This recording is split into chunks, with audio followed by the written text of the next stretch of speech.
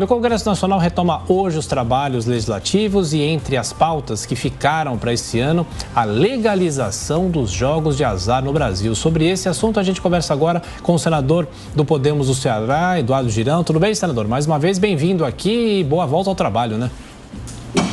Muitíssimo obrigado, uma honra, uma alegria estar novamente com vocês, Adriana, Tiago, e realmente aqui abrindo os trabalhos hoje, já estou aqui no Senado, e eu digo para você, não dá para entender como é que se coloca como prioridade a liberação da jogatina no Brasil, quando a gente tem problemas graves do desemprego batendo no teto, fome nos brasileiros, a questão aí da inflação. Então é uma inversão completa de prioridades que eu acredito que o bom senso prevaleça na Câmara dos Deputados. O que sempre se alega, não é, senador, é que seriam recursos para áreas como a saúde, até mesmo a educação, mas o senhor acha que esse debate não cola?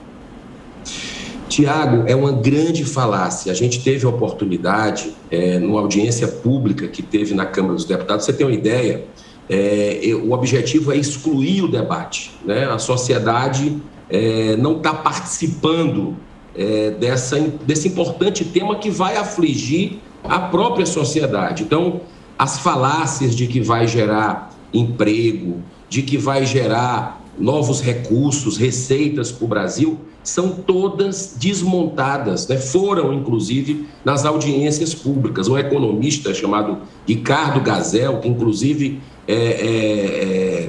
fez um estágio lá no Banco Mundial e também na Universidade de Illinois, né? Estudou profundamente esse assunto em Las Vegas, por exemplo, que é a meca do jogo, e mostrou que foi uma tragédia humana muito grande que aconteceu.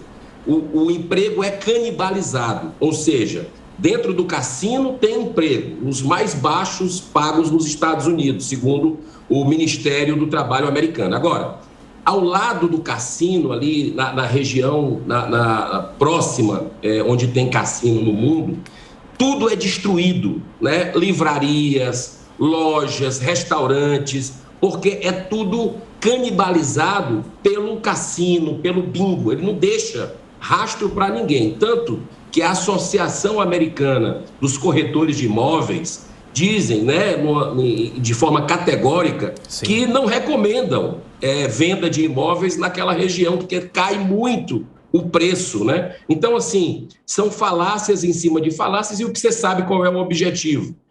Aqui a gente tem os bastidores e sabe que é a questão da corrupção, da lavagem de dinheiro, de políticos, infelizmente, inescrupulosos, que estão querendo flexibilizar o cerco do Caixa 2, que está cada vez mais apertado no Brasil. Então, o objetivo é outro, e quem vai sofrer é a população, porque tem uma tragédia humana muito grande, que é a ludopatia, o vício, o suicídio, a prostituição infanto-juvenil, porque junto com o jogo vem tudo de ruim, né, com relação a tráfico de drogas e tráfico de armas também. Qual a expectativa, então, para a aprovação da proposta, hein, senador? Os defensores dela dizem que a liberação dos jogos poderia injetar até 74 bilhões na economia. Esse número está fora da realidade, mesmo assim não compensaria? Até mesmo também dizem os defensores que as atividades poderiam impulsionar as visitações turísticas. Eu vou dar só um exemplo para você, Adriana, sobre África do Sul, que é muito usado por quem quer liberar o jogo de azar, e Portugal, né? Eles disseram que aumentou muito o turista lá depois, o turismo estrangeiro depois da liberação. Não é verdade. Se você pegar de 90 a 95, por exemplo, dados aí da Organização do Turismo Mundial, você vai ver que o turismo explodiu na África do Sul antes da legalização, né? Quando foi Mandela solto, quando as sanções à África do Sul foram extinguidas pelos outros países. Então, aí teve um crescimento muito grande. Não foi por causa do jogo.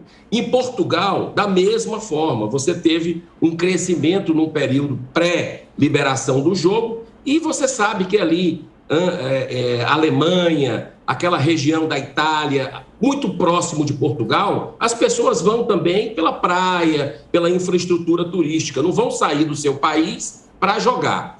Vou dar um exemplo para você de Las Vegas, como esses números não batem. Em Las Vegas, você tem 86% de quem joga em cassino lá é de americano. E um detalhe, dessa diferença aí de 14% que vão para Las Vegas de turistas estrangeiros, apenas 4% é que vão para jogar. Ou seja, não gera turismo. E o turismo que viria para o Brasil, isso a gente já sabe, teve até CPI aqui dentro do Senado Federal, é um turismo desqualificado, é um turismo com o objetivo é a prostituição das nossas meninas e das nossas crianças. Senador, nosso tempo está esgotado praticamente, eu peço para você ser breve nessa última resposta. Em relação ao trabalho geral do Congresso, o que se esperar no ano eleitoral, a aprovação das reformas, será que teremos a CPI parte 2 aí no Senado, numa tentativa de novo da CPI da Covid, porque o Senado fica com a pecha de que é a casa em que tudo acaba parando, né? Isso é uma crítica muito comum entre os próprios deputados em relação ao Senado. Olha, Tiago, a gente está querendo aprovar essa reforma tributária, a reforma administrativa, existe um movimento aqui interno para isso, na Comissão de Constituição e Justiça. É um ano eleitoral e o que se fala é que esse tipo de proposta não prospera, mas a gente quer quebrar o paradigma.